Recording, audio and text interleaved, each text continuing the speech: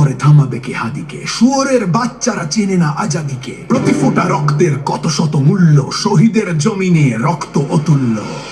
এই হাদি একা নয়, হাদি কোটি লক্ষ, বাংলার পুরোটাই হাদিদের পক্ষ। শহীদের কাফেলার ডর নাই, নাই ভয়, হাদিদের প্রার্থনা যাই চাই তাই হয়।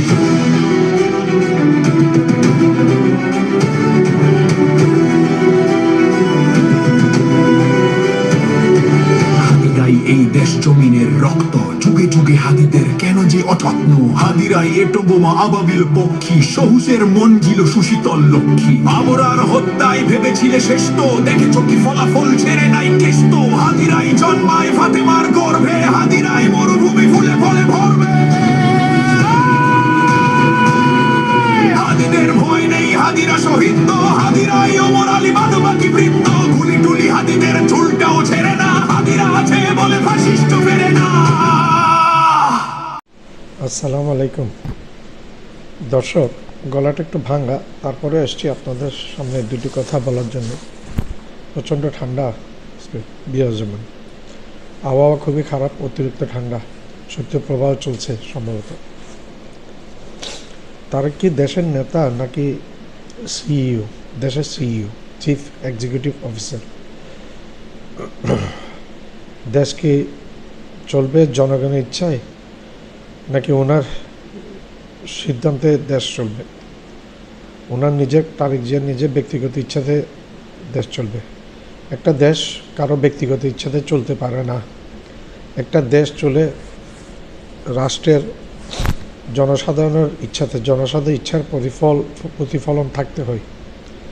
যেমন বিগত 15 বছর ফ্যাসিস্ট শেখ হাসিনা চালিয়েছিল দেশকে নিজের ব্যক্তিগত ইচ্ছাতে, খামখেয়ালি মতো, খেয়াল খুশি মতো, ভারতকে ইজারা দিয়ে, ভারতের দেশটা তুলে দিয়ে চালিয়েছিল। দেশের নাগরিকের বিন্দুমাত্র কেয়ার করেনি।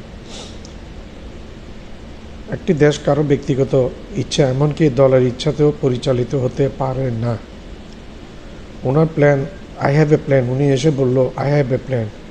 What you have plan? Why don't you disclose in front of a huge gatherings? This is my question. Why you are not disclose what you have planned? Why you are not disclosing what you have planned in this huge crowd? তোমার যদি plan থেকে থাকে, তুমি প্ল্যানটা ওইখানে জানালে না কেন জনসমুদ্রে? তুমি প্ল্যান নিজের মধ্যে রেখে তো তুমি দেশটা চালাতে পারো না। তোমার কি প্ল্যান আছে জনগণের কাছে দিতে হবে, জানাতে হবে, তাদের মতামত দিতে হবে, সেই হিসেবে দেশটা চলবে। তোমার প্ল্যান যদি তুমি নিজে রেখে দাও, কাউকে না বলো, এটা হয় না। এই দেশ, আর একটা জিনিস মনে রাখতে হবে আমাদের, এই দেশ এই দেশ কোনো রাজতান্ত্রিক দেশ না। এই দেশে কোনো পরিবারতন্ত্র চলবে না। যদি কেউ রাজতান্ত্রিকভাবে চালাতে হয়, কেউ যদি নিজের পরিবারতন্ত্রের মতো, হাসিনা যেভাবে পরিবারতন্ত্রের মতো চালিয়েছে সেভাবে চালিয়ে জুলাই আগস্টের ঘটনা বারবার হতে থাকবে। আর কাউকে ভারত বা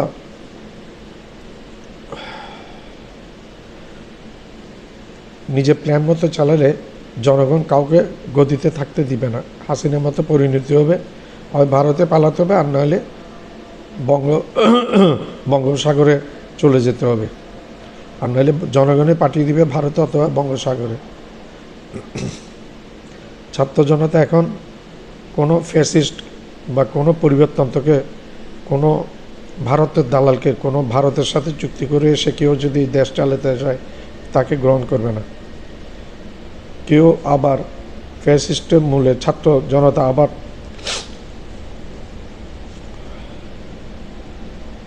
কেউ যদি নিজে ফ্যাসিস্ট হয়ে যায় হাসিনার মতো, তার পরিণতি হাসিনার মতো হবে। আমি একটু পূর্বে উল্লেখ করেছিলাম, তাকে জনগণ, ছাত্র জনতা মিলে তাকে ভারতে অথবা বঙ্গোপসাগরে পাঠিয়ে দিবে।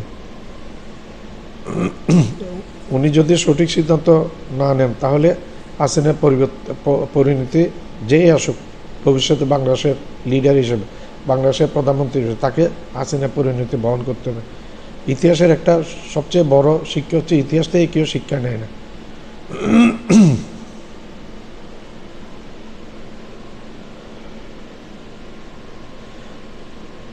বাংলার মানুষ ভারতের দাসত্ব ভারতের গোলামি আর মেনে নিবে না, নেয় নাই আর মেনে নিবেই না। এটা ইতিহাস এখন সাক্ষী। ইতিহাস থেকে আমাদের বুঝে নিতে হবে। ইউটিউবার বনি আমিন, একজন নামকরা ইউটিউবার, উনি ফেসবুকে একটা পোস্টে লিখেছেন, এটা আমার কথা না, ওনার কথা, তারেক রহমান এখন বিএনপির সাবেক চেয়ারম্যান। এটা বনি আমিনের কথা, আমার কথা হিসেবে এটা আপনারা নেবেন না। বনি আমিনের কথা অনুযায়ী তারেক রহমান এখন বিএনপির সাবেক চেয়ারম্যান এবং আওয়ামী লীগের বর্তমানে ভারপ্রাপ্ত চেয়ারম্যান। উনি নাকি, তারেক রহমান নাকি মুচলেখা দিয়ে এসেছেন, তিনি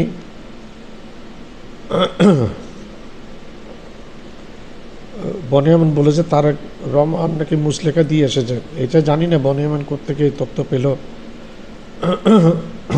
আর ভারত ভালো করেই জানে জামাত আসলে ভারতের দালালি, জামাত করবে না, ভারতকে পাত্তা দিবে না।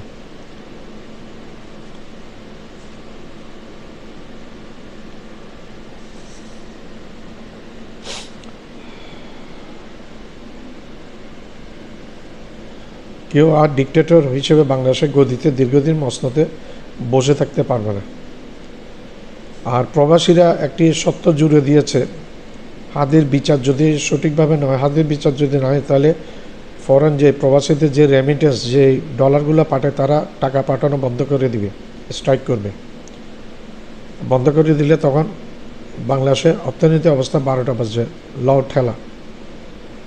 তারেক রহমানকে ঘিরে যে জনস্রোত হয়েছে, তাকে তারেক রহমান ধরে রাখতে পারবে ভবিষ্যতে? উনি যদি ঠিকভাবে দেশের হয়ে কাজ করে, এই বাংলাদেশের হয়ে কাজ করে, ভারতের স্বার্থের দিকে না দেখে বাংলাদেশের স্বার্থের দিকে বা জনগণের স্বার্থের দিকে দেখে কাজ করে, তাহলে উনি টিকে থাকতে পারবে। আর না হয় হাসিনার পরিণতি তাকে বরণ করে নিতে হবে, এর মধ্যে নো ডাউট।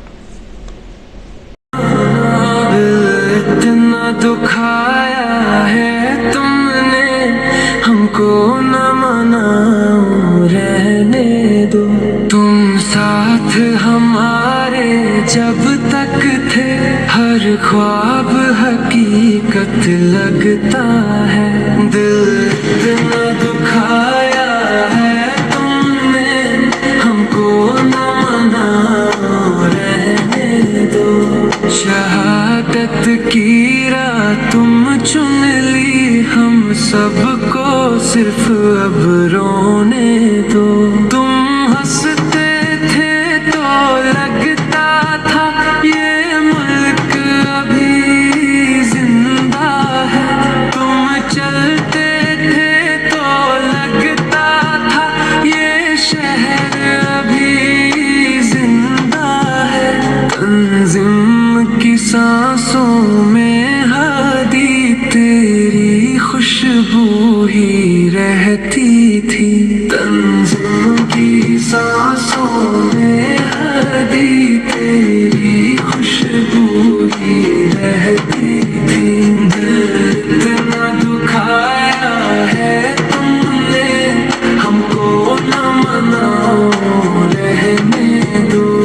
शहादत की राह तुम चुन ली, हम सबको सिर्फ अब रोने दो।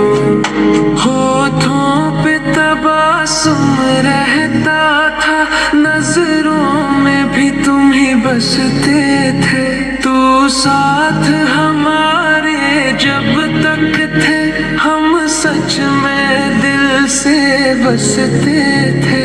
अब हंसना भी दुश्वार हुआ, यूं याद न आओ रहने दो। कितनी ही अज़ियत सहली है, बस अब न रुलाओ रहने दो। दिल इतना दुखाया है तुमने हमको, न मनाओ रहने दो। जो जख्म ज़्यादा गहरे हो, मुश्किल है बहुत उनका भरना। जो कुछ भी था वो खत्म हुआ, क्यों शिकवा शिकायत करना। जिस दुख को छुपाया दिल में था, सब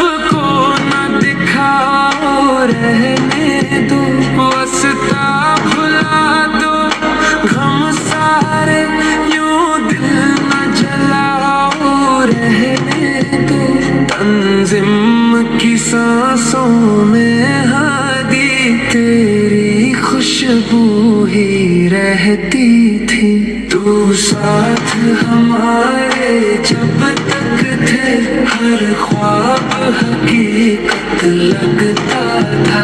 दिल इतना दुखाया है तुमने हमको न मनाओ रहने दो।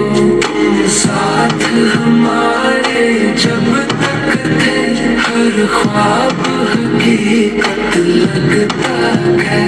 इस देश के ज़र्रे ज़र्रे को हम अपने खून से सींचेंगे।